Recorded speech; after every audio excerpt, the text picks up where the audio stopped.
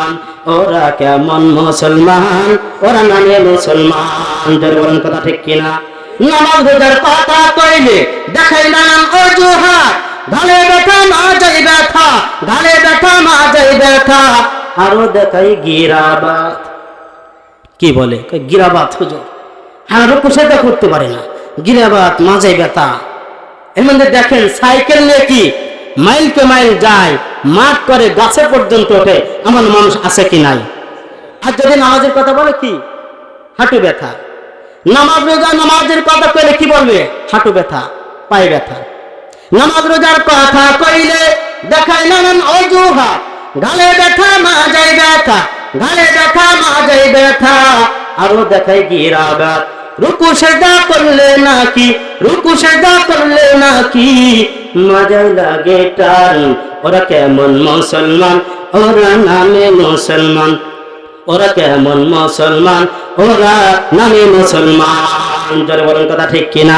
ওয়াজ মাহফিল হইলে কভু সেটা যেতে চাই না মন, ওয়াজ মাহফিল হইলে কভু সেটা যেতে চাই না মন, রাত্রি জেগে দেখতে পারে, রাত্রি জেগে দেখতে পারে সুন্দরী মাইয়ার নাচন। জোরে বলেন কথা ঠিক কিনা?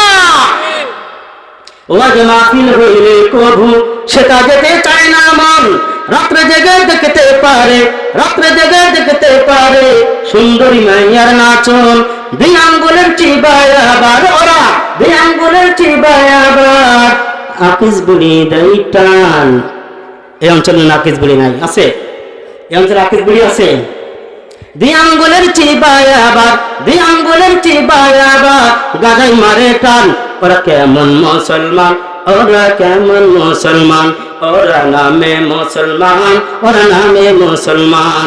এই দুনিয়ার মোহে পড়ে কতক মুসলমান নামাজ রোজা সব ছাড়িয়া, নামাজ রোজা সব ছাড়িয়া দেখে টিভির গান, ওরা কেমন মুসলমান, ওরা কেমন মুসলমান, ওরা কেমন মুসলমান। নৌকা চলে না মাঝি ছাড়া, বলো নৌকা চলে না মাঝি ছাড়া।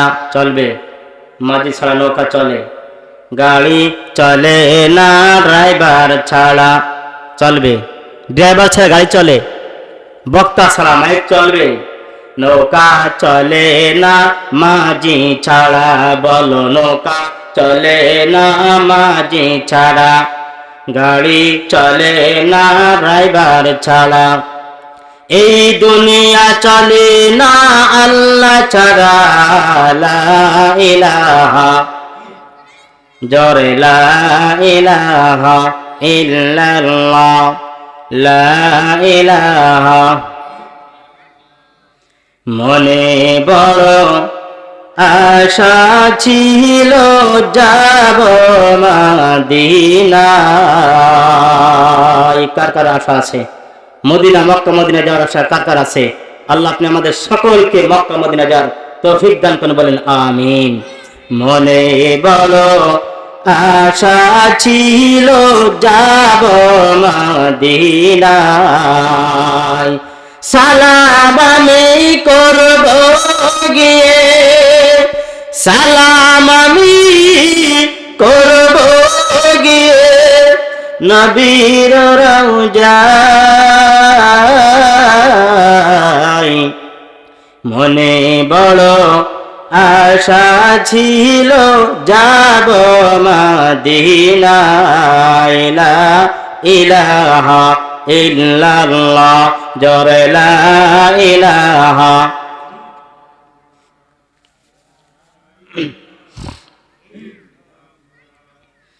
ও মদিনা রে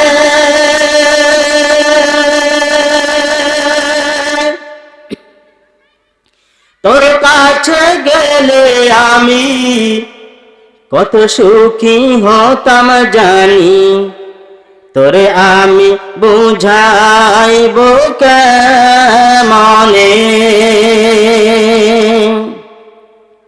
রওজা মুবারক যে নবীজিকে সালাম দিয়ে, রওজা মুবারক যে নবীজিকে সালাম দিয়ে বলিতাম বলিতাম মনের বাসনা,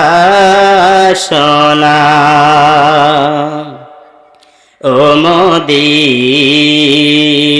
মাটি রে,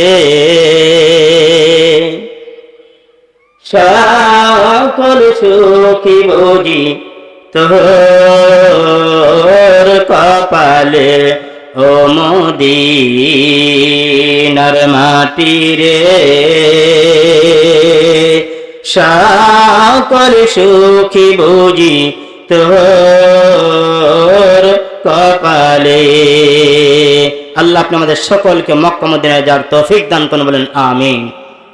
আলহামদুলিল্লাহ, সুম্মা আলহামদুলিল্লাহ। দুনিয়াটা চলতি জায়গা না, বান্দা বান্দি চিরদিন এই দুনিয়ার মধ্যে থাকবে না, দুনিয়া ছেড়ে তার চলে যেতে হবে। হবে কি হবে না? কেউ থাকবে চিরদিন দুনিয়ায়, কেউ থাকবে না, না চিরদিন কেউ দুনিয়ার মধ্যে থাকবে না। আল্লাহ পাক বান্দা বান্দিকে যে হায়াত দিয়েছেন, বান্দা বান্দিকে যে সময় দিয়েছেন, বান্দা বান্দির নির্দিষ্ট সময় যখন ফুরিয়ে যাবে, এই দুনিয়া ছাড়তে তার আর এক সেকেন্ড দেরি হবে না। আমার ভাইরা, আমার পর্দার আড়ালের মা বোনেরা, কথাগুলো গভীর মনোযোগ দিয়ে শুনুন গো মা। এই আমার বোন, আমার মা, কথাগুলো আমল নিয়েতে শুনুন। কখন জানি না কার বাড়ির সামনে মালাকুল মউত হাজির হয়ে যায়, মরণের জাহাজ কার সামনে ভিড়ে যায়, কার বাড়ির সামনে মরণের জাহাজ ভিড়ে যায় আমরা কেউ জানি না। আল্লাহ তাকে কত বছর হায়াত দিয়েছেন, মালিক ছাড়া কেউ বলতে পারে না। পারে? বলেন, মালিক ছাড়া কেউ বলতে পারে? পারে না। আল্লাহ বলেন, বান্দা তোমাদেরকে নির্দিষ্ট একটা সময় আমি আল্লাহ দিয়েছি, তোমার নির্দিষ্ট সময় যখন ফুরিয়ে যাবে, তোমাকে এক সেকেন্ড তোমার জানটা বের করতে আর দেরি করবে না। বন্ধুগণ, এই দুনিয়ার সময় অতি সংক্ষিপ্ত। আল্লাহ পাক রব্বুল আলামিন তার কোরআনের মধ্যে বলেন, বাল তুসিরুনাল হায়াতাদ দুনিয়া ওয়াল আখিরাতু খায়রুন ওয়া আবকা। বলেন আল্লাহু আকবার। বন্ধুগণ, আল্লাহ বলেন, বান্দা দুনিয়ার জীবন অতি তুচ্ছ, দুনিয়ার জীবন অতি তুচ্ছ, সামান্য। দুনিয়ার জীবনটা কেমন? দুনিয়ার জীবন কেমন? দুনিয়াটা কেমন? আল্লাহ নবী হাদিসের মধ্যে বর্ণনা করেন, কোন বান্দা সমুদ্রের কিনারে বসলো। কোথায় গেল? সমুদ্র, সাগর তো আপনারা চেনেন। সাগরের মধ্যে গেল, সাগরের মধ্যে যাইয়া সাগরের মধ্যে হাতটা নখটা চুবাইল, একটা নখ কি করলো? পানির মধ্যে দিল। কোথায়? সমুদ্রে যাইয়া। এবার বলেন তো, সমুদ্রের মধ্যে যখন একটা আঙ্গুলি চুবাইল, সমুদ্রের সমস্ত মান পানি আঙ্গুলের সঙ্গে চলে আসবে? অর্ধেক আসবে, 3 ভাগের 1 ভাগ। কতটুকু আসবে? এই লোকের সঙ্গে কতটুকু আসবে? 1 ফোঁটা, 2 ফোঁটা, এর চাইতে আর বেশি আসবে না। আসবে? বলেন আল্লাহু আকবার। দুনিয়াটা কেমন? যে দুনিয়ার জন্য আমরা কি করছি? সব ছেড়ে দিলাম, আল্লাহর হুকুম ছেড়ে দিলাম, মসজিদ ছেড়ে দিলাম, নামাজ ছেড়ে দিলাম, রোজা ছেড়ে দিলাম, হজ যাকাত আল্লাহর সমস্ত হুকুম আহকামকে আমরা বর্জন করলাম যে দুনিয়ার জন্য। ওই দুনিয়াটা কেমন? নবীজি বলেন, সমুদ্রের কিনারে বসে যদি কেউ সমুদ্রের মধ্যে একটা আঙ্গুলি চুবায়, এই আঙ্গুলির সঙ্গে 1 ফোঁটা 2 ফোঁটা পানি আসবে। এই পানি সমুদ্রের পানির সঙ্গে কোনো উদাহরণ হবে? কোনো তুলনা হবে? কোনো তুলনা হবে না। পয়গম্বর বলেন, দুনিয়ার জীবনটাও ঠিক আখিরাতের তুলনায় এমন। 1-2 ফোঁটা পানির কথা সমুদ্রের পানির যেমন কোনো তুলনা হতে পারে না। পয়গম্বর বলেন, আখিরাতের তুলনায় দুনিয়ার জীবনের কোনো তুলনা নাই। আখিরাতের জিন্দেগির কাছে দুনিয়ার জিন্দেগির কোনো তুলনা নাই। আখিরাতের জীবনের কাছে এই দুনিয়ার জীবনের কোনো হিসাব নাই। যেই জীবন শুরু হবে আর কোনো শেষ হবে না। দুনিয়ার জীবন শুরু আছে এবং তার সঙ্গে এটার শেষও আছে। পরকাল জীবন শুরু হবে আর কোনোদিন শেষ হবে না। এই জন্য আল্লাহ বলেন, ওয়াল আখিরাতু খায়রুন ওয়া আবকা, আখিরাতের জীবন হলো এটা উত্তম জীবন, আখিরাতের জগৎ হলো উত্তম জগৎ, এবং এটা হলো চিরস্থায়ী। বলেন সুবহানাল্লাহ। বন্ধুগণ, আমাদের কাছে যদি কোনো অফার আসে, একজনকে 10 লক্ষ টাকা খরচ করে একটা ঘর করে দেওয়া হবে, আরেকটা অফার হলো 20 লক্ষ টাকা দিয়ে একটা ঘর করে দেওয়া হবে। 10 লক্ষ টাকার ঘর অস্থায়ী, 20 লক্ষ টাকার ঘর স্থায়ী। বলেন মানুষ কোনটা নিবে? একটু জোরে বলেন, মানুষ কোনটা নিবে? যেটা স্থায়িত্ব হবে ওইটা নিবে, নাকি যেটা সাময়িক ওইটা নিবে? যেটার স্থায়িত্ব বেশি মানুষ ওইটা গ্রহণ করবে, কারণ মানুষ এত বোকা না, সামান্য একটু জিনিস নেবে, অল্প দিনে ভেঙে চন্ন বিচন্ন হয়ে যাইবে, এমন ঘর তো মানুষ নিবে না। মানুষ নিবে কোনটা? যেই ঘর নিলে দীর্ঘস্থায়ী হইবে, আরামে জীবন যাপন করতে পারবে, এমন জিনিসটাই মানুষ ধরবে। বন্ধুগণ আমার, দুনিয়ার জন্য আমরা সবকিছু বুঝতে পারলাম, দুনিয়ার ক্ষেত্রে যেটা আমাদের জন্য স্থায়ী ওইটা আমরা গ্রহণ করলাম, দুনিয়ার জন্য যেটা আমাদের জন্য বেশি স্থায়ী হবে এটা আমরা গ্রহণ করলাম, কিন্তু আখিরাতের কাছে আমরা কিছু বুঝলাম না, আখিরাতটা আমরা বুঝলাম না। এই জন্য আল্লাহ বলেন, বান্দা এই সামান্য একটু হায়াত তোমাদেরকে আমি আল্লাহ রাব্বুল আলামিন দিয়েছি, এই সামান্য সময়ের মধ্যে বান্দা, দুনিয়ার এই সামান্য সময়ের মধ্যে যদি তোমরা আমার পারফেক্ট বান্দা হতে পারো, আমার প্রিয় বান্দা হওয়ার জন্য আমি তোমাদেরকে দুনিয়ায় পাঠাইলাম, আমার পারফেক্ট বান্দা হওয়ার জন্য, আমার প্রকৃত বান্দা হওয়ার জন্য আমি আল্লাহ রাব্বুল আলামিন তোমাদের জন্য দুনিয়ায় পাঠাইলাম। এই দুনিয়াটা হলো আল্লাহর প্রকৃত বান্দা হওয়ার সার্চ মেশিন। এখান থেকে আমরা যেমন গড়ব তেমনই আমরা হব। ইট ভাটা আপনারা তো চেনেন, কি বলেন? ইটের যে সাজ আছে তৈরি করে, সাজ যদি বাঁকা হয় ইট সোজা হবে নাকি? যারা বলেন ইট সোজা হবে না বাঁকা হবে? সাজ যদি বাঁকা হয় ইটটাও কি হবে? বাঁকা হবে। সাচের পিঠা আছে না, কি বলেন আপনারা? এই পিঠা কিছু হয় গোল, কিছু হয় লম্বা, কি বলেন?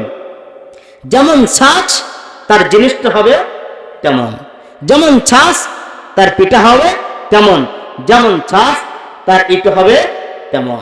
তো এই দুনিয়া হলো আমাদের জন্য ছাঁচ, প্রকৃত বান্দা হওয়ার ছাঁচ। এখান থেকে আমি আপনি যেমন ভাবে গড়ব, যেমন ভাবে হব, আল্লাহ পাক কাল কিয়ামতের ময়দানে আমাদেরকে সেভাবে উঠাবেন। এই জন্য আল্লাহ বলেন, বান্দা তোমাদেরকে সামান্য একটু হায়াত দান করেছে আমার বান্দা বান্দি, তোমরা শোনো, এই সামান্য সময়ের মধ্যে দিয়ে যদি তোমরা আমার পারফেক্ট বান্দা হতে পারো, আমি আল্লাহ মরণের পরে তোমাদের জন্য অসংখ্য নাজ নিয়ামত রেখেছি। তাদের জন্য যারা এই দুনিয়া থেকে আল্লাহর কি হবে? পারফেক্ট বান্দা হবে, আল্লাহর প্রিয় বান্দা হবে, তাদের জন্য আল্লাহ পাক অনেক পুরস্কার রাখছেন। এখন বিষয় হলো কি কাজ করলে, কোন কাজ করলে আল্লাহর পারফেক্ট বান্দা হওয়া যায়, আল্লাহর প্রকৃত বান্দা হওয়া যায়, কোন কাজ করলে জানা দরকার আছে কি নাই? জোরে বলেন, জানা আসা দরকার আছে কি নাই? আমার ভাই, আমার বাবারা, কি কাজ করলে আমরা এই সামান্য সময়, আমাদের হায়াত কিন্তু অতি অল্প, আমাদের জীবন অতি অল্প, 60 বছর 70 বছর হায়াত। আল্লাহ অনুগ্রহপূর্বক কাউকে যদি হায়াত দেন সেটা ভিন্ন কথা, কিন্তু দেখা যায় বর্তমান জামানায় আমাদের হায়াত অতি অল্প। মরণের কোনো কিনা বয়স নাই, মরণের কোনো বয়স আছে বলেন? কোনো বয়স নাই। অনেকে বলে, হাই রে অমুক অকালে মৃত্যুবরণ করলো, বলে কি বলে না? মরণের জন্য কোনো অকাল আছে? না না, কোনো অকাল নাই। যে যখন মরবে ওটাই হলো তার মরণের কাল, ওটাই হলো তার মরণের সময়। সেটা 100 বছর হতে পারে, 50 বছর হতে পারে, 60 বছর হতে পারে, অকাল বলতে কিছু নাই। আমার ভাইরা, আমার বাবারা, এই জন্য আল্লাহ পাক বলেন, আমার বান্দা এই সামান্য একটু সময় তোমাদেরকে আমি আল্লাহ দান করলাম, এই সামান্য সময়ের মধ্যে দিয়ে আমার প্রকৃত বান্দা তোমরা যদি হতে পারো, আমি তোমাদের জন্য মরণের পর পুরস্কার রাখছি। কি কাজ করলে বান্দা তোমরা আমার প্রকৃত বান্দা হতে পারবে গো? কোন কাজ করলে আমার খালেদ বান্দা হতে পারবে? আল্লাহ তাআলা কোরআনের মধ্যে বলেন, বান্দা এমন কিছু বিষয় আছে যে বিষয়গুলো যদি তোমাদের মধ্যে থাকে, যে গুণগুলো যদি তোমাদের মধ্যে থাকে, আমি আল্লাহর প্রকৃত বান্দা তোমরা হতে পারবে, আমি আল্লাহর পারফেক্ট বান্দা তোমরা হতে পারবে। কারা কারা আল্লাহর পারফেক্ট বান্দা হতে রাজি আছে? হাত উঠে আল্লাহকে দেখাই দি। নারে তাকবীর, নারে তাকবীর। দিন ইসলাম, দিন ইসলাম জিন্দাবাদ, জিন্দাবাদ।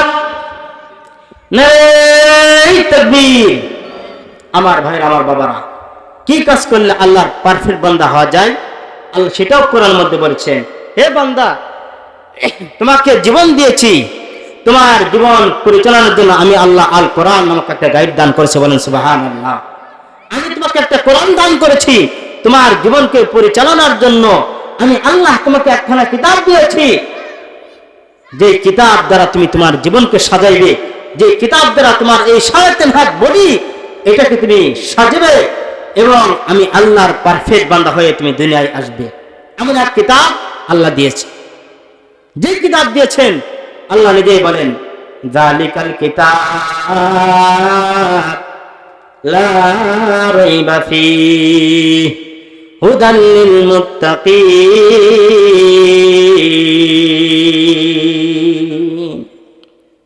আল্লাহ বলেন, তোমাদেরকে যে কিতাব দিলাম, এই কিতাবের মধ্যে কি নাই? কোন সন্দেহ নাই, কোন সন্দেহ নাই। কোরআনের মধ্যে কোন সন্দেহ আছে? বলেন, কোন সন্দেহ আছে? কোন সন্দেহ নাই। এমন এক কিতাব আল্লাহ আমাদেরকে দিয়েছেন আমাদের জীবনকে সাজানোর জন্য, আমাদের এই 3.5 হাত বডিকে সাজানোর জন্য আল্লাহ আমাদেরকে এই কিতাব দিয়েছেন। আমার ভাইরা, আমার বাবারা, তা আল্লাহ পাক বলেন, বান্দা, আমার পারফেক্ট বান্দা হওয়ার জন্য তোমাকে দুনিয়ায় পাঠাইলাম, আমার প্রিয় বান্দা হওয়ার জন্য তোমাদেরকে দুনিয়ায় পাঠাইলাম। এখন কি কাজ করলে আল্লাহর পারফেক্ট বান্দা হওয়া যায়? কোন কাজ করলে আল্লাহর প্রিয় বান্দা হওয়া যায়? এই কাজগুলো আমাদের জানা দরকার আছে কি নাই? একটু জোরে বলেন, আছে কি নাই? বন্ধুগণ আমার, আল্লাহ পাক রব্বুল আলামিন তাদেরকে তার পরিপূর্ণ পারফেক্ট ইমানদার বান্দা হিসেবে ঘোষণা করেছেন। আল্লাহ বলেন, ইন্নামাল মুমিনুনা আল্লাযীনা ইযা যুকিরাল্লাহু ওয়াজিলাত কুলুবুহুম ওয়া ইযা তুলিয়াত আলাইহিম আয়াতুহু যাদাতুহুম ঈমানা ওয়া আলা রাব্বিহিম ইয়াতাওয়াক্কালুন।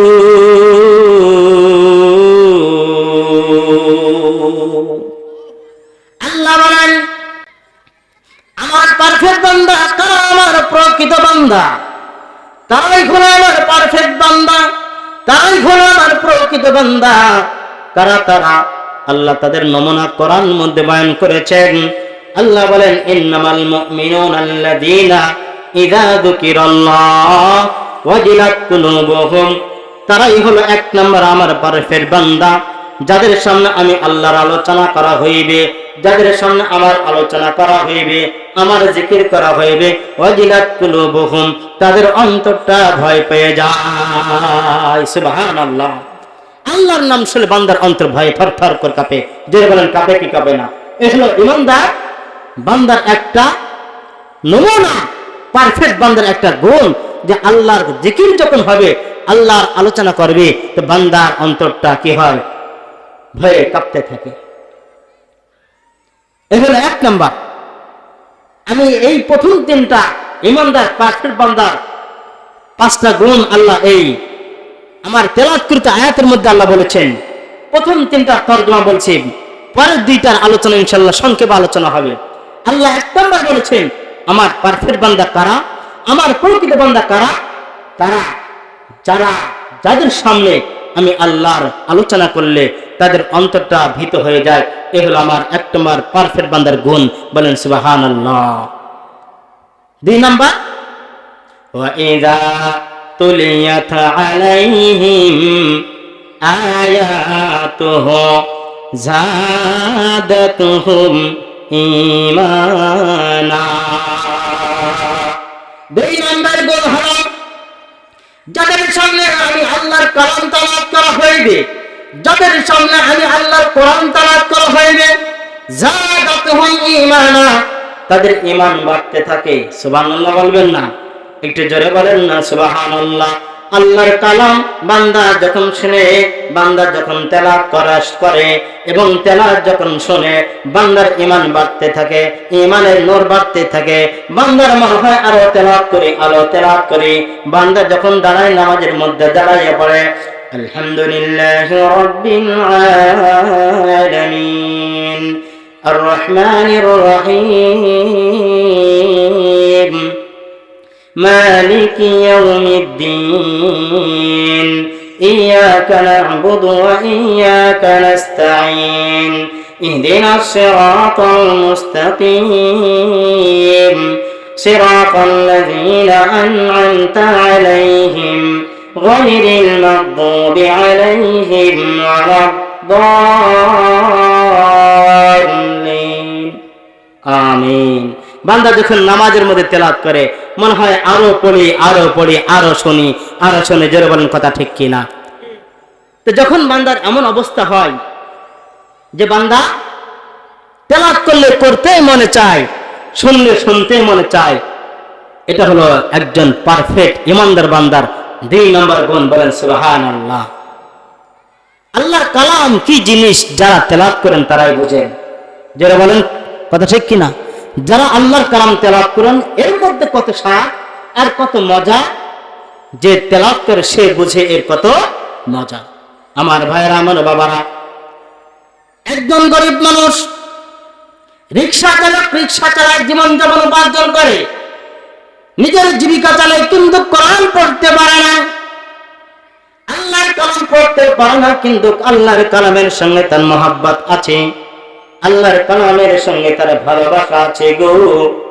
কিন্তু বান্দা কোরআন তেলাওয়াত করতে পারে না, কিন্তু কোরআনের সঙ্গে তার কি আছে? মহব্বত আছে, কোরআনের সঙ্গে তার ভালোবাসা আছে। আমার ভাইরা, আমার বাবারা, কোরআন বান্দা পড়তে পারে না, কিন্তু কোরআনের মহব্বত আছে। প্রতিদিন নামাজ পড়ে, ফজরের নামাজের পরে বান্দা আল্লাহর কালামকে বুকের সঙ্গে জড়ায় আর বলে হাদা কালামু রাব্বি, হাদা কালামু রাব্বি। বান্দা বুকের সঙ্গে একবার কোরআনকে জড়াই ধরে, আরেকবার বান্দা চুমা খায়, কপালে নেয়, চোখের সঙ্গে নেয়, আর বান্দা বলে হাদা কালামু রাব্বি, হাদা কালামু রাব্বি। এটা হলো আমার রবের কালাম, এটা হলো আমার রবের কালাম। বান্দা সকালবেলায় কোরআনকে বুকের সঙ্গে জড়াই ধরে আর চুমা খায় আর চোখের পানি ফেলে আর মালিককে ডেকে বলে, ও মালিক, তোমার কালাম আমি পড়তে জানি না, আমি অধম, তোমার কালাম আমি পড়তে জানি না, কিন্তু মাওলা গো তোমার কালামকে মহব্বত করতে জানি গো, তোমার কালামকে আমি ভালোবাসতে জানি। ও মালিক, এই খাতিরে তুমি আমাকে ক্ষমা করে দিও। বান্দা যখন ফজরের নামাজের পরে এই কালাম আল্লাহর কোরআনকে বুকের সঙ্গে জড়ায় ধরে আর কান্দে আর বলে, আবার যখন মাগরিবের নামাজ পড়ে, মাগরিবের নামাজের পরে বান্দা আবার কোরআনকে বুকের সঙ্গে জড়ায় ধরে আর বলে হাদা কালামু রাব্বি, হাদা কালামু রাব্বি, এটা হলো আমার রবের কালাম। আর বলে মালিক গে তোমার কালাম আমি পড়তে জানি না, তোমার কালাম আমি পড়তে জানি না, কিন্তু এই তোমার কালামকে আমি গুনাহগার মহব্বত করতে জানি। ও আল্লাহ, এই মহব্বতের উসিলায় তুমি আমাকে মাফ করে দিও। কোরআনকে ভালোবাসার কারণে কোরআন পড়তে পারে না, কিন্তু কোরআনকে মহব্বত করতে জানে। এই মহব্বতের কারণে আল্লাহ তাকে জান্নাতের মেহমান বানিয়ে দিয়েছে। কোরআন কি করতে পারে না? পড়তে পারে না। আমার ভাইয়েরা, আমার বাবারা, আমার মা বোনেরা, কথাগুলো গভীর মনোযোগ দিয়ে শুনুন। কোরআন পড়ার চেষ্টা করুন, কোরআন পড়ার চেষ্টা করুন। আমার যুবক ভাইরা, বাবারা, এখনো সময় আছে, কোরআনকে পড়ার চেষ্টা করুন। আমাদের অবস্থা হলো আমরা ইংরেজিকে প্রাধান্য দিয়েছি, বাংলাকে প্রাধান্য দিয়েছি, কোরআনকে আমরা প্রাধান্য দিই নাই। 2000, 3000, 5000 টাকা দিয়ে আমরা ইংলিশ মিডিয়ামের আমরা শিক্ষক রাখি, প্রাইভেট পড়ায় সন্তানকে কোচিং করায়, ইংরেজি, অঙ্ক, বাংলা, যারা বলেন কথা ঠিক কিনা? কিন্তু 500 টাকা দিয়ে একজন সন্তানকে আমরা কোরআন পড়াবো এমন পরিস্থিতি আমাদের নাই। 1000 টাকা খরচ করে নিজে কোরআন পড়বো, শিখবো, নিজের সন্তানকে শিখাইবো, এমন মন মানসিকতা আমাদের নাই। যারা বলেন কথা ঠিক কিনা? আমার ভাইরা, আমার বাবারা, এই কোরআনকে শিখতে হবে, কোরআনকে শিখতে হবে। একটু জিকির করে লা ইলাহা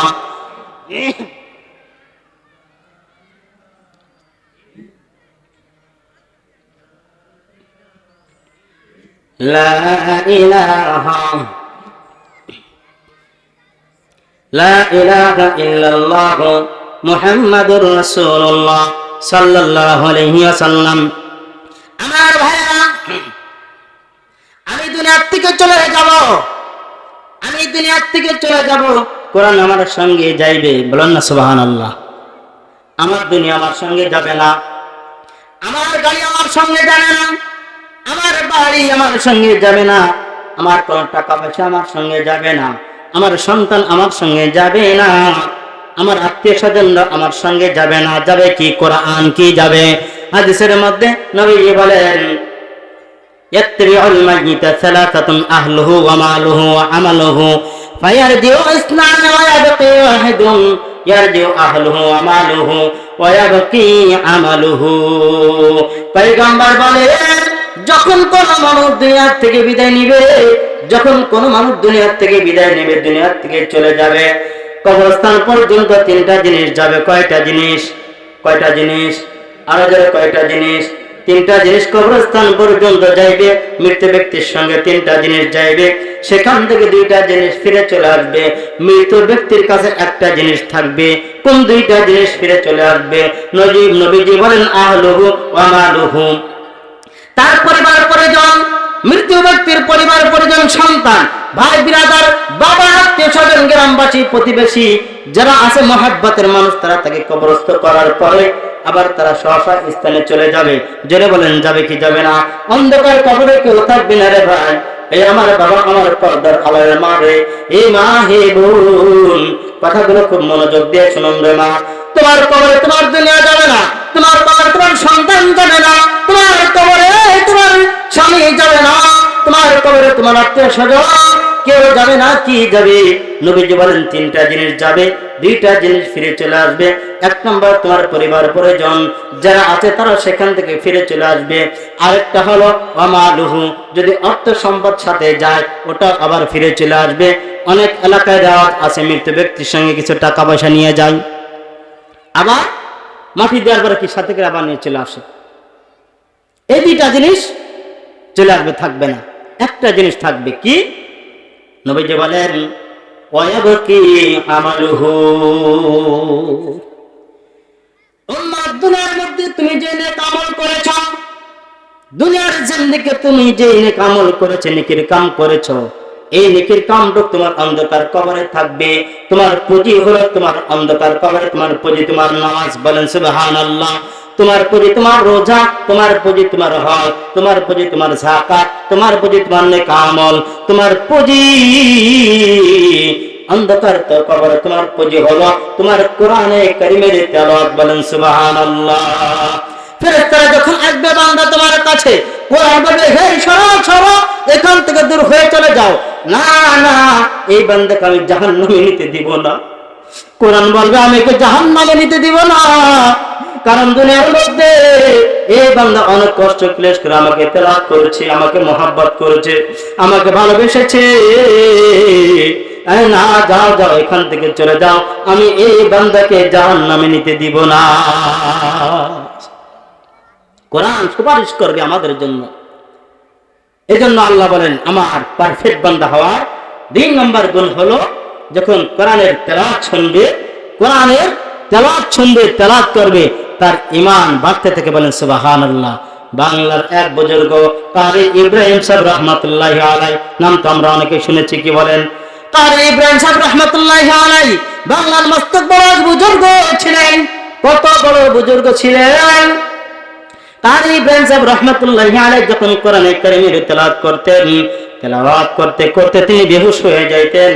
তেলাওয়াত করতেছেন, বেহুশ হয়ে গেলেন, আবার হুশ আসতেন, আবার তেলাওয়াত করতেন, আবার বেহুশ হয়ে যাইতেন। কারি ইব্রাহিম সাহেব রহমাতুল্লাহি আলাইহি জিজ্ঞাসা করা হলো, হুজুর আপনি কেন কোরআনে কারীম তেলাওয়াত করতে করতে বেহুশ হয়ে যান? কেন আপনি অজ্ঞান হয়ে যান? আবার আপনার হুশ আসে, আপনি আবার তেলাওয়াত করেন, আবার তেলাওয়াত করতে করতে আপনি বেহুশ হয়ে যান। কারি ইব্রাহিম সাহেব রহমাতুল্লাহি আলাইহি বলেন, শোনো, তোমরা যখন জিজ্ঞাসা করো যে শোনো, আমি যখন আমার রবের কালাম তেলাওয়াত করি, আমি যখন আমার রবের কথা আমি তেলাওয়াত করি, আমার রবের কালাম যখন আমি কোরআন তেলাওয়াত করি গো, তখন মাওলা নূরের সঙ্গে আমার জিয়ারত হয়ে যায়। সুবহানাল্লাহ, মাওলা নূরের সঙ্গে আমার জিয়ারত হয়ে যায়। তো আমি ইব্রাহিম আর ইব্রাহিম থাকি না, আমি ইব্রাহিম বেহুশ হয়ে যাই। বলেন সুবহানাল্লাহ। এই কোরআন তেলাওয়াত করলে কবরে কাজে লাগবে। কোরআন তেলাওয়াত করলে কবরে কি লাগবে? কাজে লাগবে। কোরআন শিখবো তো ইনশাআল্লাহ? শিখবো তো? টাকা খরচ করে হলে শিখবো তো? রাজি আছি তো ইনশাআল্লাহ? আমরা অবশ্যই কোরআন শিখবো। আমরা তো নামাজ পড়ি 60 বছর, 70 বছর, 80 বছর পর্যন্ত আমরা নামাজ পড়ি না? কিন্তু নামাজ যে পড়ি, আমার নামাজ হচ্ছে কি হচ্ছে না আমি চিন্তা করেছি? কারণ নামাজ ভঙ্গের 1 নম্বর যে কারণ, সেটা নামাজে কি পড়া? ভুল পড়া, অশুদ্ধ পড়া। নামাজে ভুল পড়লে নামাজ নষ্ট হয়ে যাবে। কিন্তু আমার এই তেলাওয়াত ভুল হলো না ঠিক হলো, এটা আমি বুঝবো কেমন? কিভাবে আমি বুঝবো? আমাকে শিখতে হবে। যারা বলেন কথা ঠিক কিনা আমার ভাইরা? এই জন্য এই কোরআন আল্লাহর কালাম আমরা শিখবো ইনশাআল্লাহ। এ হলো 2 নম্বর। 3 নম্বর হলো পারফেক্ট ইমানদার বান্দার 3 নম্বর গুণ। আল্লাহ বলেন আমার পারফেক্ট 3 নম্বর বান্দার গুণ হলো ওয়া আলা রাব্বিহিম ইয়াতাওয়াক্কালুন। 3 নম্বর পারফেক্ট বান্দার গুণ হলো, আমার পারফেক্ট বান্দা যারা, তারা কোনদিন তার চাকরির উপরে ভরসা করে না, তার ব্যবসার উপরে ভরসা করে না, তার কৃষি কাজের উপরে ভরসা করে না। আমার বান্দারা আমি আল্লাহ রাব্বুল আলামিনের উপরে তাওয়াক্কুল করে, আমি আল্লাহর উপরে ভরসা করে। বলেন সুবহানাল্লাহ। ইমানদার বান্দা জানে মাখলুক খাওয়াইতে পারে না, মানুষের খাওয়ানোর কোনো ক্ষমতা নাই, কুদরত নাই। খাওয়ানোর মালিক কে? আর কি জোরে বলেন, খাওয়ানোর মালিক কে? আর মহব্বতের সঙ্গে বলেন, খাওয়ানোর মালিক কে? বান্দাকে রিজিক দেওয়ার মালিক হলো আল্লাহ, বান্দাকে নিয়ামত দেওয়ার মালিক হলেন আল্লাহ, বান্দাকে সমস্ত নাজ নিয়ামত দেওয়ার মালিক হলেন আল্লাহ। দিনের কোন মানুষের ক্ষমতা নাই, দিনের কোন মানুষের ক্ষমতা নাই। বান্দা জানে আমার রব আমাকে খাওয়ান, আমার রব আমাকে পান করান, আমার রব আমাকে সুস্থতা দান করেন, সমস্ত নিয়ামত আমার রব আমাকে দান করেন। বান্দা তার রবের পরে তাওয়াক্কুল করে, বান্দা তার রবের পরে ভরসা করে, কোন মানুষের প্রতি ভরসা করে না। এটা হলো 3 নম্বর বান্দার গুণ। তাহলে ইমানদার পারফেক্ট বান্দার 5টা গুণ। কয়টা গুণ? জোরে বলেন কয়টা? 5টা। 1 নম্বর হলো ইমানদার বান্দা আল্লাহর কথা শুনলে তার অন্তর ভীত হয়ে যায়। 2 নম্বর হলো ইমানদার বান্দার সামনে যখন কালাম তেলাওয়াত করা হয় তার ঈমান বাড়তে থাকে, ঈমানের নূর বাড়তে থাকে। 3 নম্বর হলো ইমানদার বান্দা যারা তার রবের পরে তাওয়াক্কুল করে, তার রবের পরেই ভরসা করে, তার চাকরি বাকরি ব্যবসা বাণিজ্য কোন মাখলুক কোন মানুষের প্রতি কি করে না? ভরসা করে না। এ হলো 3টা। এরপরে আয়াতে আল্লাহ বলেন আল্লাযীনা ইকিমুনাস সালাতা ওয়া মিম্মা রাযাকনাহুম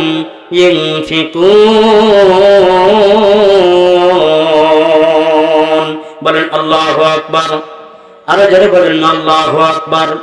বন্ধুগণ আমার, আল্লাহ বলেন আমার প্রকৃত বান্দার 4 নম্বর গুণ হলো যারা নাকি 5 ওয়াক্ত নামাজ আদায় করবে, যারা নাকি 5 ওয়াক্ত নামাজ পড়বে, এই হলো আমার পারফেক্ট বান্দার একটা গুণ। বলেন সুবহানাল্লাহ। পারফেক্ট বান্দার 1 নম্বর বলে একটা গুণ হলো কি? করা, নামাজ আদায় করা। নামাজ কি জিনিস? নামাজ কি জিনিস? নামাজ কি জিনিস? নামাজ কি জিনিস? অনেকে জানে না নামাজ কি জিনিস। মুসলমান কালমা পড়তে পারে না, কি নাই বলেন? অনেক মুসলমান এমন আছে যদি বলা হয় মুসলমানের কালেমা কি, বলতে পারে না। জোরে বলেন কথা ঠিক কিনা? আপনাদের মানিকগঞ্জের মানুষ আলহামদুলিল্লাহ ধার্মিক মনে হয়, দিনদার। কি বলেন? এনারা দিনদার ধার্মিক, কিন্তু অনেক অঞ্চলের মানুষ আছে কালেমা কি জিনিস বলতে পারে না। যদি বলে তোমাদের ধর্মের নবীর নাম কি, তাও কত বড় কপাল পোড়া, কত বড় কপাল পোড়া, নবীর নামটা পর্যন্ত বলতে পারে না। তো নামাজ এমন একটা ইবাদত, এমন একটা ইবাদত, এমন একটা হুকুম। আল্লাহ নবী সাল্লাল্লাহু আলাইহি সাল্লাম বলেন, এই নামাজ হলো মুসলমান আর কাফের, নামাজ হলো মুসলমান আর কাফেরের মাঝখানে যে ব্যবধান পার্থক্যকারী, সেটা হলো নামাজ। সেটা হলো অর্থাৎ যে কাফের হিন্দু সে নামাজ পড়ে, বলেন নামাজ পড়ে? নামাজ পড়ে না। একজন মুসলমান সেও নামাজ পড়লো না, তাহলে একজন হিন্দু সেও নামাজ পড়ে নাই, একজন মুসলমান সেও নামাজ পড়ে নাই, পার্থক্য কি হইল? সমান না? নবীজি বলেন, মান তারাকা সালাতা আমিদান আও ক্বালা মুতাআম্মিদান ফাকাদ কাফার, ইচ্ছাকৃতভাবে নামাজ ছেড়ে দিয়ে কুফরিমূলক কাজ করলো, কারণ একজন ইমানদার আর কাফেরের মাঝখানে ব্যবধান। পয়গম্বর বলেন, as-salatu imaduddin মান আকামাহা ফাকাদ আকামাদ-দ্বীন ওয়া মান হাদামাহা ফাকাদ হাদামাদ-দ্বীন। পয়গম্বর আরবি বলেন, নামাজ হলো দিনের একটা খুঁটি, as-salatu imaduddin, নামাজ হলো দিনের খুঁটি, মান আকামাহা ফাকাদ আকামাদ-দ্বীন, যে ব্যক্তি এই নামাজকে ঠিকমতো যত্ন সহকারে আদায় করলো, 5 ওয়াক্ত নামাজ আদায় করলো, নবীজি বলেন সে দিনের খুঁটিকে ঠিক রাখলো। বলেন সুবহানাল্লাহ। ঘরের খুঁটি যদি না থাকে ছাদ থাকবে? কি বলে থাকবে? ঘরের যদি খুঁটি না থাকে ছাদ কোনোদিন থাকবে না। তো নবীজি বলেন এই নামাজ হলো ইসলামের খুঁটি, দিনের খুঁটি। যে এটাকে সংরক্ষণ করবে, হেফাজত করবে, সে দিনকে কি করলো? হেফাজত করলো। আমান তারাকাহা ফাকাদ তারাকাদ-দ্বীন, আর যে ব্যক্তি নামাজকে ছেড়ে দিল সে দিনকে ছেড়ে দিল। যে ব্যক্তি নামাজ ছেড়ে দিল, দিন ছেড়ে দিল। নামাজ যেমন একটা ইবাদত। নবীজি সাহাবীদেরকে বললেন, আমার সাহাবীরা তোমরা শোনো, কাহার বাড়ির সামনে একটা পুকুর আছে, নদী আছে, যদি কোনো বান্দা বান্দি ওই পুকুর নদী থেকে প্রতিদিন 5 বার গোসল করে, কয়বার? একটু জোরে বলেন না, কয়বার গোসল করবে? 5 বার গোসল করবে। 5 বার গোসল করার পরে এই বান্দার গায়ে কোনো আবর্জনা থাকবে নাকি? নবীজি সাহাবীদেরকে জিজ্ঞাসা করছেন, সাহাবীরা তার বাড়ির সামনে পুকুর আছে, সেখান থেকে প্রতিদিন 5 বার গোসল করলো, প্রতিদিন 5 বার গোসল করলো, 5 বার গোসল করার পরে তার গায়ে ময়লা থাকবে? থাকবে? বলেন থাকবে? থাকবে? সাহাবীগণ বলেন, ইয়া রাসূলুল্লাহ, ইয়া হাবিবাল্লাহ, একজন মানুষ যখন প্রতিদিন 5 বার গোসল করবে তার গায়ে ময়লা থাকার তো কোনো প্রশ্ন হতে পারে না, তার গায়ে তো আবর্জনা লাগার কোনো কথা হতে পারে না। নবীজি বলেন, সাহাবীরা যে তোমরা শোনো, যদি কোনো বান্দা বান্দি প্রতিদিন 5 ওয়াক্ত নামাজ আদায় করে, যত্ন সহকারে যদি কোনো ব্যক্তি 5 ওয়াক্ত নামাজ আদায় করে, একজন মানুষ গোসল করলে 5 বার যেমন তার গায়ে কোনো ময়লা থাকে না, কোন বান্দা বান্দি যদি 5 ওয়াক্ত নামাজ যত্ন সহকারে আদায় করে গো, পয়গম্বর বলেন তার জীবনে আর কোনো গুনাহ থাকতে পারে না। সুবহানাল্লাহ। তার আর কোনো গুনাহ থাকতে পারে না। অর্থাৎ বান্দা যখন ফজর নামাজ আদায় করলো,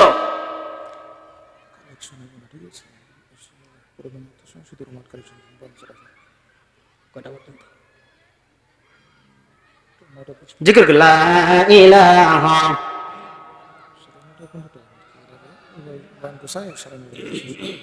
যখন মাঝখানে যদি কোনো গুনাহ হয়ে যায়, জোহরের নামাজের ওসিলায় আল্লাহ তার গুনাহগুলো মাফ করে দেয়। জোরে বলবেন না সুবহানাল্লাহ? সুবহানাল্লাহ বলতে লজ্জা লাগবে নাকি বলেন? আমার ভাইরা, আমার বাবারা, বান্দা জোহর থেকে আসর পর্যন্ত সময় আসলো, আসর নামাজ পড়লো, এর মাঝখানে যদি কোনো অপরাধ হয়ে যায় আল্লাহ নামাজের ওসিলায় তাকে মাফ করে দেন। সুবহানাল্লাহ বলবেন না? আল্লাহু আকবার। দেখছেন কেমন দয়ালু আল্লাহ, কেমন দয়ালু, কেমন মালিক আমরা পেয়েছি, আমরা কেমন রব পেয়েছি। আল্লাহু আকবার। মাঝখানে একটু কথা বলি, আমার অধীনে যদি কেউ কাজ করে, আমার কোন দোকানের কর্মচারী যদি থাকে, একবার যদি অপরাধ করে ছাড় দিব, আরেকবার অপরাধ করলে ছাড় দিব, 3 নম্বর দিব, 3য়বার ছাড় দিবে নাকি ঘাল ধাক্কা থেকে বের করে দিবে? বলে দূর হয়, এখান থেকে চলে যা, তোর মতো কর্মচারী আমার প্রয়োজন নাই। জোরে বলেন, চিল্লা বলে কথা ঠিক কিনা? আমার ভাইরা, আমার বাবারা, এটা হলো আমাদের অবস্থা। একবার 2বার ছাড় দিব, 3য়বার আমরা ছাড় দিব না, ঘাট ধাক্কা দিয়ে আমরা বের করে দিব। বলবো কি, যেখানে পারে সেখানে কাজ দেখেন, আমার এখান থেকে চলে যা। আর আমরা কেমন মালিক পেয়েছি? আমি জোহর পর্যন্ত যদি কোনো অপরাধ করি, জোহরের নামাজের কারণে আল্লাহ ক্ষমা করে দেন। মাঝখানে যদি আবার কোনো অপরাধ হয়ে যায়, আসরের নামাজ পড়লাম, আল্লাহ মাফ করে দিবেন। আবার আমার কোনো অপরাধ হয়ে গেল মাগরিবের মাঝখানে, মাগরিবের নামাজ আদায় করার কারণে আল্লাহ মাফ করে দিবেন। আবার যখন ঈশার মাঝখানে হয়ে গেল, ঈশার নামাজের কারণে আল্লাহ মাফ করে দেন। 5 বার গোসল করলে যেমন তার গায়ে কোনো ময়লা থাকে না, কোন বান্দা বান্দি যদি নিয়মিত 5 ওয়াক্ত নামাজ আদায় করে, তো এই বান্দার আর কোনো গুনাহ থাকতে পারে না। বন্ধুগণ আমার, নামাজ এমন এক ইবাদত, নামাজ এমন এক ইবাদত, ঈমান আনার পরে বান্দার তো সবচেয়ে গুরুত্বপূর্ণ কাজ হলো নামাজ আদায় করা। ঈমান আনার পরে সবচেয়ে গুরুত্ব কি বলেন? নামাজ আদায় করা। নামাজ যদি আদায় করে লাভটা কি হবে? পয়গম্বর বলেন, যে ব্যক্তি 5 ওয়াক্ত নামাজ জামাতের সঙ্গে ইহতিমামের সঙ্গে নামাজ আদায় করবে, নামাজ কেন কবরে তার জন্য নূর হবে, আলো হবে। সুবহানাল্লাহ জোরে বলেন। নামাজ কি হবে? বান্দার জন্য নূর হবে, নামাজ বান্দার জন্য দলিল হবে, নামাজ বান্দার জন্য মুক্তির ওসিলা হবে। বলেন সুবহানাল্লাহ। শুধু তাই নাই, শুধু তাই নাই, কবর খানায় নামাজি বান্দার জন্য আহলান আর সাহলান দিয়ে তার জন্য প্রশস্ত হয়ে যাইবে।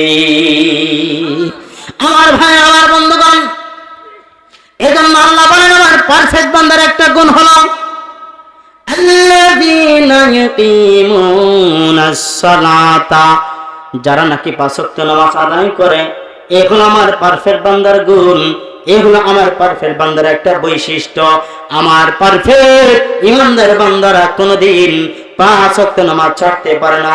জীবন ছাড়তে রাজি আছে, সবকিছু ছাড়তে রাজি আছে, তার ব্যবসা ছাড়তে রাজি আছে, তার চাকরি ছাড়তে রাজি আছে, কিন্তু ইমানদার বান্দা যারা কোনোদিন নামাজ ছাড়তে রাজি। যারা বলেন কথা ঠিক কিনা? কারণ ইমানদার বান্দা চাকরির মধ্যে মজা পায় না, মজা পায় কোথায়? একটু জোরে বলেন, কোথায় মজা পায়? ইমানদার বান্দার কাছে চাকরির মধ্যে মজা নাই, ইমানদার বান্দার কাছে ব্যবসার মধ্যে কোনো মজা নাই, ইমানদার বান্দার কাছে টাকার মধ্যে কোনো মজা নাই। ইমানদার বান্দা যখন নামাজে দাঁড়ায়, যখন সে নামাজে দাঁড়ায়, যে স্বাদ আর মজা পায়, দুনিয়া আর কিছুর মধ্যে এই স্বাদ আর মজা খুঁজে পাওয়া যায় না। নামাজ এমন এক ইবাদত, মানুষের আত্মাকে শীতল করে দেয়। নামাজ মানুষের অন্তরকে এই নামাজ শীতল করে দেয়। একটা মানুষ ফজর নামাজ পড়লো, নামাজ পড়ে তার যে কাজ আছে, কাজের জন্য বের হলো, বুক টান টান করে সাহসের সঙ্গে কাজ করবে। জোরে বলেন কথা ঠিক কিনা? আরেকজন নামাজ পড়লো না, নিজেকে মনে হবে কি চোর চোর মনে হবে, আমি অনেক কিছু চুরি করেছি, কেমন কেমন যেন লজ্জা লজ্জা লাগবে। জোরে বলেন কথা ঠিক কিনা? নিজের ভিতরে একটা অন্যরকম কাজ করবে, লজ্জা লজ্জা কাজ করবে। আর ইমানদার বান্দা বুক টান টান করে তার কাজে চলে যাবে। বরকত রহমত দ্বারা আল্লাহ তার কাজের মধ্যে পূর্ণ বরকত এবং রহমত দান করেন। বলেন সুবহানাল্লাহ। আমার ভাইরা, আমার বান্দারা, মানুষ আমরা সুখের পিছনে দৌড়াই, আমরা শান্তির পিছনে দৌড়াই, আমরা আরামের পিছনে দৌড়াই, আমরা সফলতার মুখ দেখবার জন্য দৌড়াই। কোথায় আছে সফলতা, কোথায় সুখ শান্তি? নামাজ বাদ দিয়ে কোনোদিন কোনো বান্দা বান্দি সুখ আর সফলতার মুখ দেখতে পারে নাই, পারবে না। নামাজ ছাড়া কোনোদিন সফলতা বান্দা অর্জন করতে পারে নাই, পারবে না। নামাজ ছাড়া কোনোদিন মানুষ আরাম আয়েশ খুঁজে পায় নাই, পাবে না।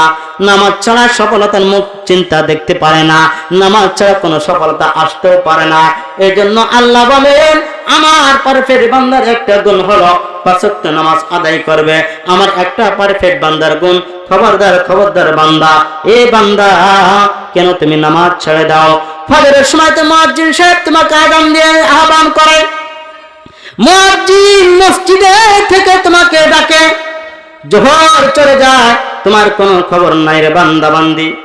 এই বান্দা মুয়াজ্জিন তো জোহরের সময় তোমাকে ডাকে, এই বান্দা আসো আসো, নামাজের জন্য আসো, মসজিদে আসো, তোমার কোনো খবর নাই, তোমার কোনো খোঁজ নাই। এই অবস্থায় জোহর কেটে গেল রে বান্দা। আবার যখন আসরের সময় আসে, মুয়াজ্জিন সাহেব মসজিদ থেকে আবার আহ্বান করে, আসো রে বান্দা আসো, আসো বান্দা আসো, নামাজের দিকে আসো, এই বান্দা আসো, মসজিদের দিকে আসো। তোমার আসর কেটে গেল, আবার মাগরিব হয়ে গেল, মাগরিবের সময় মুয়াজ্জিন সাহেব আবার মসজিদ থেকে আযান দিয়ে ডাক দেয়, এ বান্দা, এ বান্দি, তোমরা নামাজের জন্য প্রস্তুত হয়ে যাও। এ বান্দারে আসো, মসজিদের দিকে আসো, কল্যাণের দিকে আসো, মসজিদের দিকে আসো, নামাজের জন্য তোমরা আসো গো। তোমার মাগরিব কেটে গেল, কোনো খোঁজ খবর হলো না।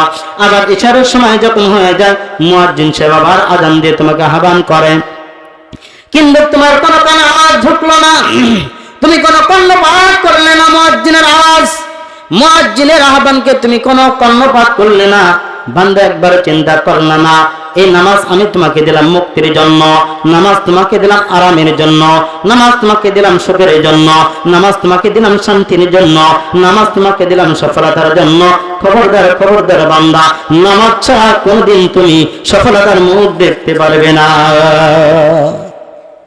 নামাজ ছাড়া সফলতা খুঁজে পাওয়া যাবে না। যাবে বলেন? যাবে? যাবে বলেন? যাবে না। যদি যায় তাহলে মানুষ শীতের মধ্যে, এই মুরব্বী বাবারা, শীতের মধ্যে কনকনে শীত, আপনাদের এই অঞ্চলে কেমন শীত জানি নেই, চুয়াডাঙ্গাতে প্রচুর শীত। চুয়াডাঙ্গা জেলায়, চুয়াডাঙ্গা মেহেরপুরে যেমন শীত তেমন কি গরম, গরমের তাপও বেশি, আবার শীতও অনেক বেশি, অনেক শীত। এই শীতের দিনে মুরব্বী বাবারা, অনেক যুবকেরা কষ্ট করে আজানের আগে কেউ বা পরে ঠান্ডা পানি দিয়ে ওযু করে মসজিদে যায়, যায় কি যায় না? একটু জোরে বলেন, যায় কি যায় না? কেন যায়? তারা জানে নামাজ ছাড়া আমি সফলতা খুঁজে পাবো না, কাজে আমাকে নামাজ পড়তে হবে। মসজিদ ছাড়া আমি সফলতা খুঁজে পাবো না, আমাকে মসজিদে যেতে হবে। আমার ভাইরা, আমার বাবারা, আমার যুবক ভাই, তুমি যখন নামাজ ছাড়া ঘোরাফেরা করো, নামাজের সময় চলে যায়, মুয়াজ্জিন সাহেব যখন ডাক দেয়, নামাজের সময় চলে যায়, তুমি কোনো ভ্রুক্ষেপ করো না, কোনো তোয়াক্কা করো না বান্দা, তখন কিন্তু তোমার রব তোমাকে ডাকে গো, তোমার মালিক তোমাকে ডাকে। কি বলে ডাকে? আল্লাহ ডাক দেয়া বলেন, ইয়া আইয়ুহাল ইনসানু মা গাররাকা বিরাব্বিকাল কারীম। আল্লাহ ডাক দেন, হে বান্দা, কোন জিনিস তোমাকে রব্বে কারীমের ব্যাপারে তোমাকে ধোঁকার মধ্যে ফেলে দিল রে বান্দা? এই বান্দা, কোন জিনিস তোমাকে ধোঁকার মধ্যে ফেলে দিল? বলে, ধোঁকার মধ্যে অন্য কিছু ফেলে নাই, দুনিয়া নামক গজব আমাদেরকে ধোঁকার মধ্যে ফেলে দিয়েছে। দুনিয়া আমাদেরকে ধোঁকার মধ্যে ফেলে দিয়েছে। বান্দা ফজর নামাজ পড়তে পারে না কেন? দুনিয়ার কারণে। জোহর পড়তে পারে না কেন? ব্যবসা, চাকরি, অফিস, আদালতে আছে, দুনিয়ার কারণে জোহর পড়তে পারে না। আবার আসর পড়ে না কেন? একই কারণ, দুনিয়া। মাগরিবও পড়তে পারে না দুনিয়ার কারণে, এশা পড়তে পারে না দুনিয়ার কারণে, অন্য কোনো কারণ নাই, দুনিয়ার কারণে। তা আমরা যখন নামাজ বাদ দিয়ে দুনিয়ার মধ্যে ডুবে থাকি, রব আমাদেরকে ডাক দেন, হে বান্দা, কোন জিনিস তোমাকে তোমার রব্বে কারীমের ব্যাপারে তোমাকে ধোঁকার মধ্যে ফেলে দিল? তুমি চিন্তা করলা না যে রব তোমাকে বানিয়েছেন, কিভাবে বানিয়েছেন? লাকাদ খালাকনাল ইনসানা ফি আহসানি তাকওয়িম। আল্লাহ মানুষকে কত সুন্দর চমৎকার ভাবে বানিয়েছেন না? বলেন না সুবহানাল্লাহ। তো এই মানুষটা যখন নামাজ বাদ দিয়ে ভিন্ন রাস্তায় দৌড়ায়, রব তাকে ডাকে, হে ইমানদার, হে আমার বান্দা, কোন জিনিস আমার ব্যাপারে তোকে ধোঁকার মধ্যে ফেলে দিল? আসলে আমাদেরকে দুনিয়া ধোঁকার মধ্যে ফেলে দিয়েছে। কবরের ভয় আমাদের অন্তরে নাই, আল্লাহর ভয় আমাদের অন্তরে নাই। আমার ভাই, আমার বাবারা, যদি আমাদের অন্তরের মধ্যে আল্লাহর ভয় থাকতো, বান্দা কোনদিন ফজরের নামাজ ছাড়তে পারতো না।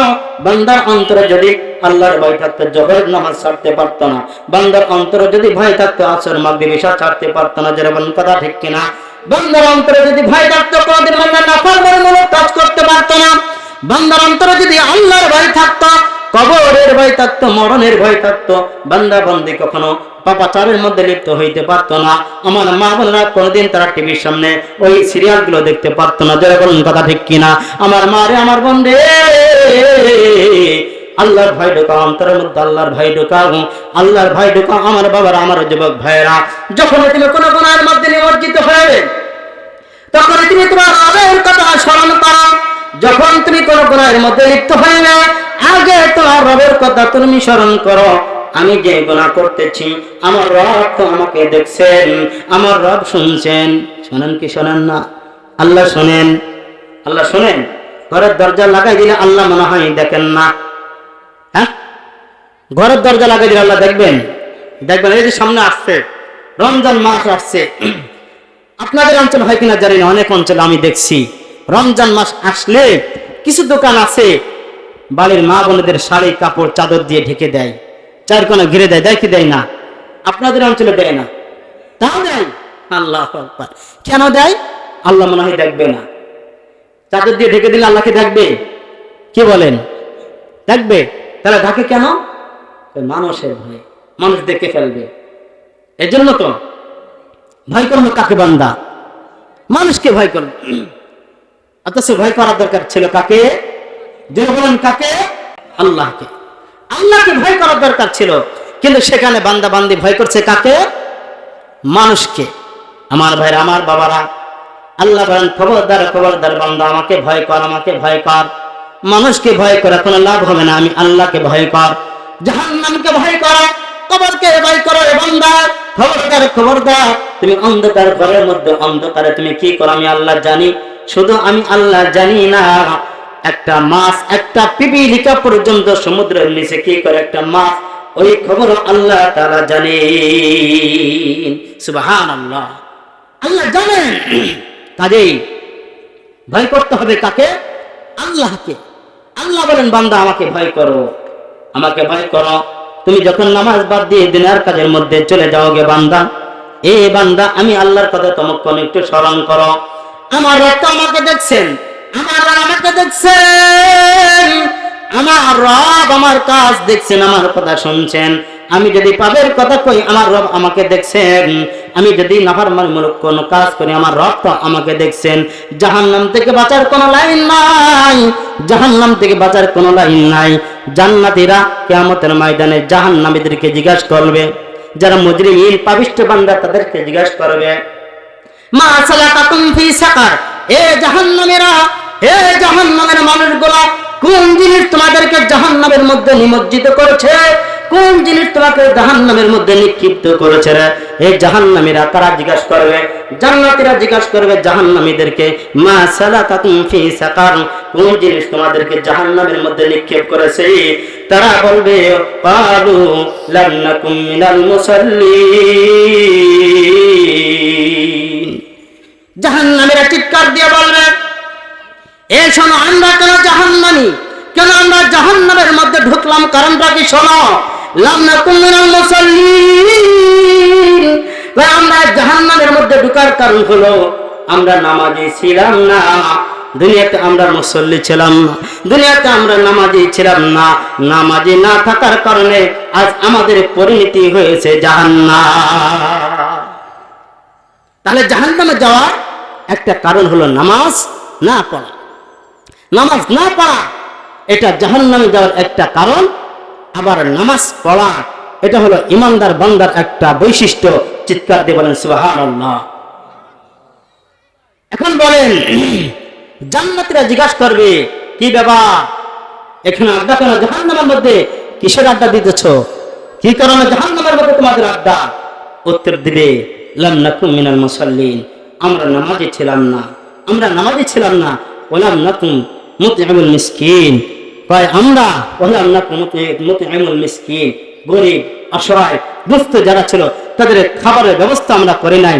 আমার সামনে, আমার পড়শি, আমার মহল্লা, আমার সমাজে গরিব একটা মানুষ ক্ষুধার যন্ত্রণায় হাহাকার করে কাঁদছে, না খাওয়ার কারণে মারা গেছে। আর তুমি আরামে খেয়েছো, আরামে জীবনযাপন করেছো, আর তোমার পড়শি না খেয়ে দিন কাটিয়েছে, তাকে তুমি খাবার দাও নাই। বলবে, আমি গরিবদেরকে খাবার দিই নাই, আমি খেয়েছি। যারা দুস্থ ছিল, অসহায়, তাদের দেখভাল করি নাই, তাদের দেখাশোনা করে নাই। এই জন্য আজ আমাদের এই পরিণতি, আমরা হলাম জাহান্নামে। বলেন নাউজুবিল্লাহ। জাহান্নামে যার কারণ এই নামাজ না পড়া। আমার ভাইরা, আমার বাবারা, এই নামাজ এমন একটা ইবাদত, নামাজ এমন একটা ইবাদত, আপনি ঘরে তালা লাগাইছেন, দরজায় তালা লাগালেন,